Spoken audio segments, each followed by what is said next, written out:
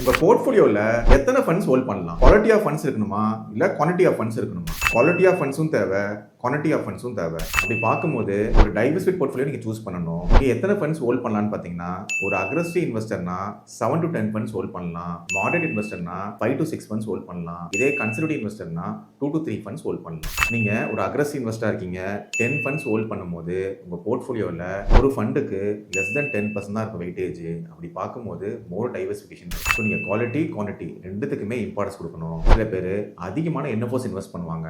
Number of funds 20 funds 25 funds அந்த மாதிரிலாம் வச்சிருப்பாங்க. அதை அவாய்ட் பண்றது நல்லது. என்ன ரீசன் பார்த்தீங்கன்னா, உங்களுக்கு டூ மச் ஆஃப் டைவர்சிஃபிகேஷன் இருக்கும்போது போர்ட்ஃபோலியோ ஓவர்லேப் ஆகும். அதனால ரிட்டர்ன்ஸ் பெட்டராக கொடுக்க வாய்ப்பு கம்மியாயிடும். நீங்க போர்ட்ஃபோலியோ ஓவர்லேப்பும் பண்ணக்கூடாது, டைவர்சிஃபிகேஷன் இல்லாமல் இன்வெஸ்ட் பண்ணவும் கூடாது. ரெண்டுமே பேலன்ஸாக நீங்க வச்சுக்கணும். இந்த மாதிரியான யூஸ்ஃபுல்லான இன்ஃபர்மேஷனுக்கு என்னோட சேனல் தீபக் வெல்த் ஃப்ரேம்வொர்க்கை ஃபாலோ பண்ணுங்க. உங்களுக்கு கஸ்டமைஸ்டு ஃபண்ட் செலெக்ஷன் வேணும்னா நான் கொடுத்துருக்க நம்பர் கனெக்ட் பண்ணுங்க.